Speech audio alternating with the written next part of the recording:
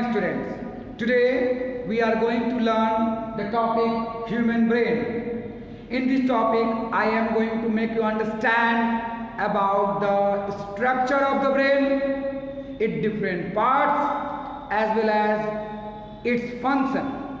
Now, I am going to draw a human brain. See, how do you need to draw it?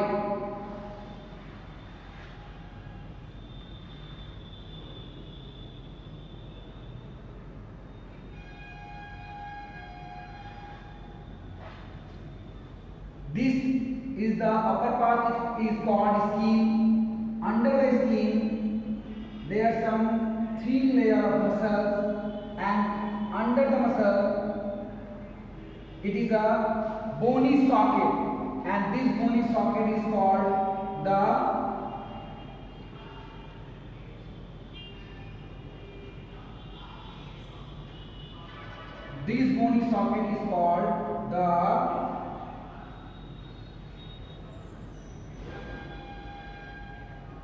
See how I am drawing here. You need to draw in the same manner. Understood?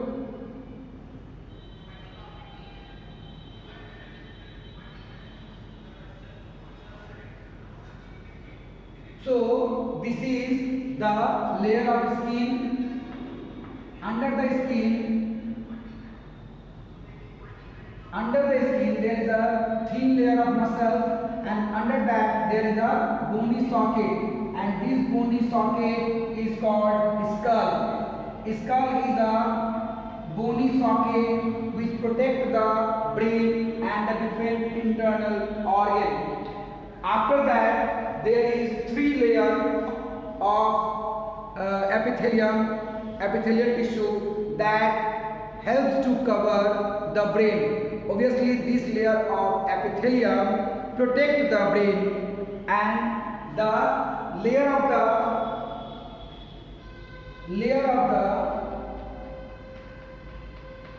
the epithelium that protect the brain is called meninges. Okay, so the meninges has three different layers. The first layer, which suppose this is the part of brain, and the first layer which covers the brain is called dura mater.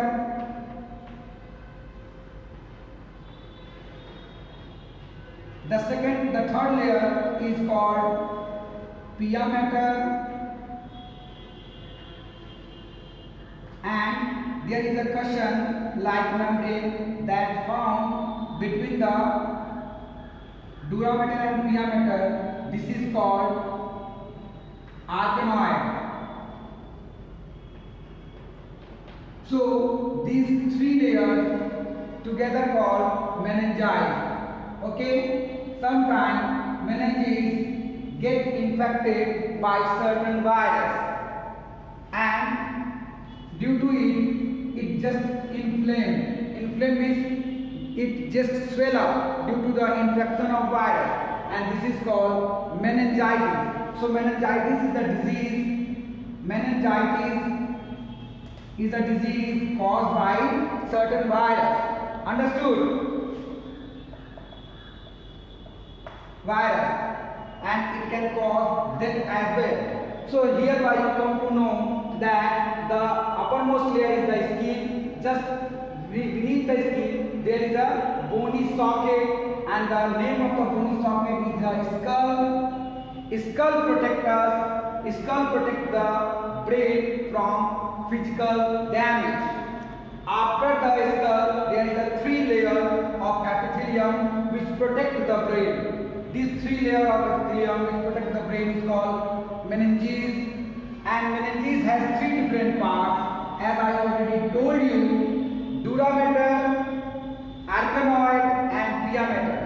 Between these two, dura mater and arachnoid, there is a liquid present which is obviously act like a cushion proof or shock proof. This liquid is called cerebrospinal fluid. Cerebrospinal fluid.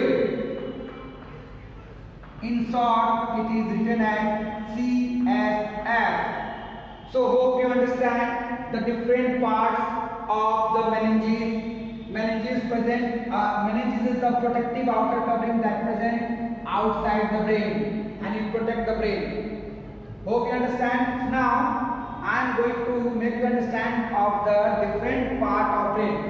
So broadly, if I say the human brain can be divided into three main parts. First part is the cerebrum.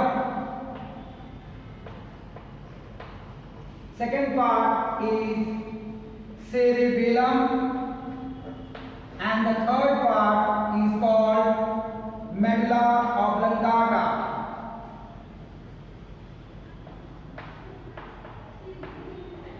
Now I am going to mark all these things in this figure.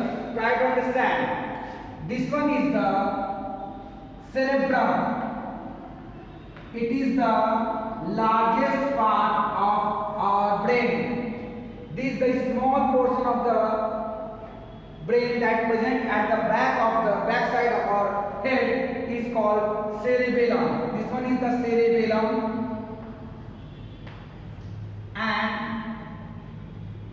this is called pons, and just below the pons you can able to see this is the medulla oblongata. Medulla oblongata.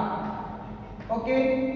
Now we will study one by one about each and every parts of the brain. First of all, I am going to make you understand about the cerebrum. Obviously, it is the largest part of the brain, and it has a lot of work to be done in our body. Now see, the cerebrum is the largest part of the brain, and it can be divided into two parts, two hemispheres. That is called cerebral hemisphere. So from this side, it is the left cerebral hemisphere, and this is the right cerebral hemisphere. So if I say this, it is the right cerebral hemisphere,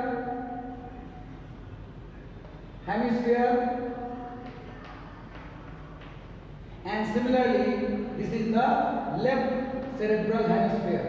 Okay, so the two cerebral hemisphere is connected by a fiber that connects the two cerebral hemisphere. This fiber is called corpus callosum. The name of this fiber which connects the two hemisphere is called corpus callosum, and obviously it helps to transmit the impulse from right to the left and sometimes from left to the right. So the corpus callosum connects the two hemispheres.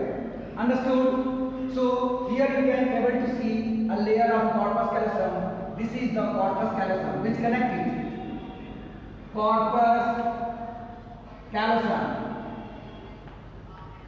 Now, if I talk about the structure of cerebrum, see the cerebrum is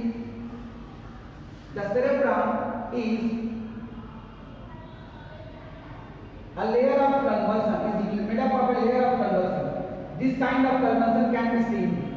The upper part of this convulsion is called gyre, and the folds are called sulci.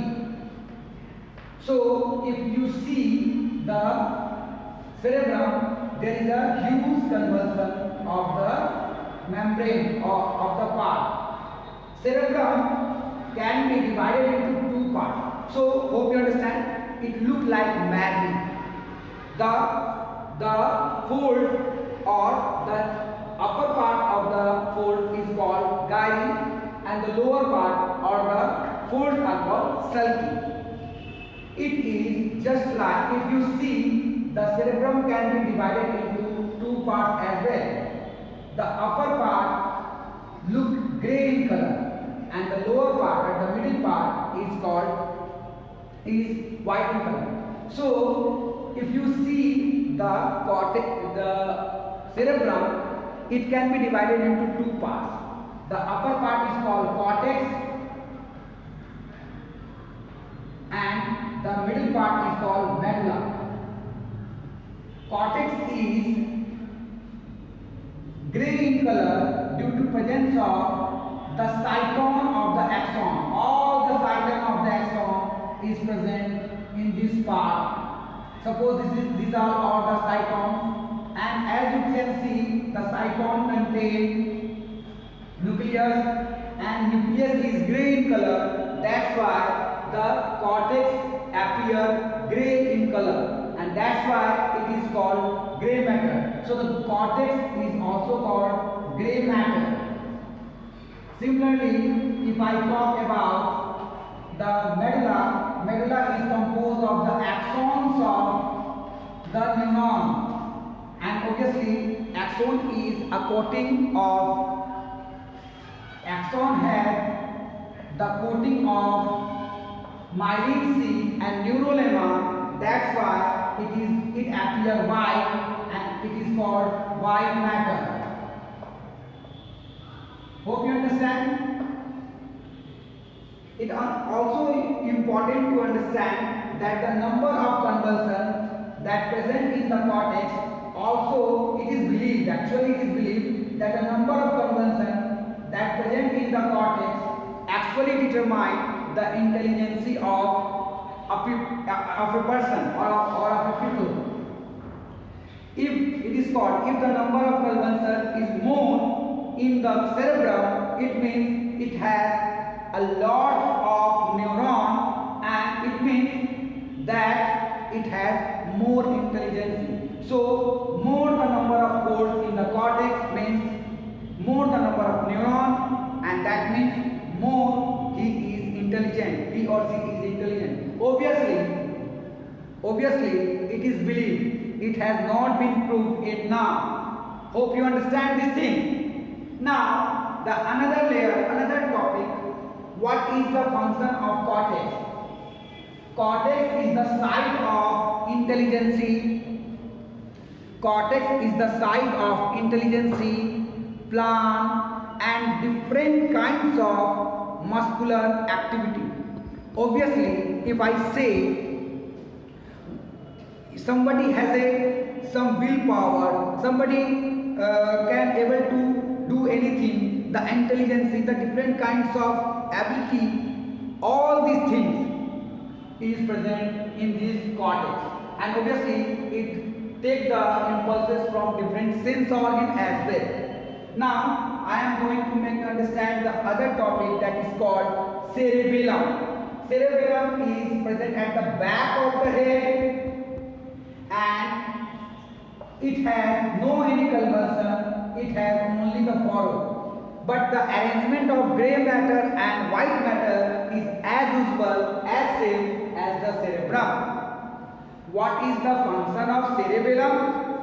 Cerebellum is actually the help in the muscular activity, or it helps to balance the body and control the muscular activity. Suppose someone is there who has drunk wine. So after drinking the wine, he cannot able to walk. He walks clumsily. What is the reason of walking clumsily? This is because of the wine. Wine deactivates the cerebellum. Obviously, become an inactive. He or she cannot able to walk due to alcoholism or due to drinking of alcohol. So alcohol, the cerebellum stop working due to alcohol. So you can understand, if someone has not been able to walk properly, it means its cerebellum is not help to coordinate the function of the muscles. So cerebellum help in the muscular activity or coordinate the muscular activity. Hope you understand. This is the second part of the brain. Now we will talk about medulla oblongata. Medulla oblongata is also called the brain stem. It connects the brain to the brain to the spinal cord. You can see this is the spinal cord and this is the brain. So the smaller part, the small part is called medulla oblongata. Although it is very small, but it has a lot of function. It controls all the vital organs like heart, like lungs, like kidney. Different kinds of internal vital organs are controlled by the medulla oblongata. If there is a damage in the medulla oblongata, it can cause the death. So hereby we understand the different parts of the different parts of the human brain. That is called cerebrum, cerebellum, and medulla oblongata. Okay. And we also understand the structure of cerebrum and cerebellum. Obviously, medulla oblongata is a stem-like structure. It is almost you can say triangular in structure, and it has no particular. It has not a complicated structure. Obviously, it has a very vital function. So this is a very simple thing of the brain that I have explained. Hope you have understood. If you have any kind of question, you can ask. Thank you for today.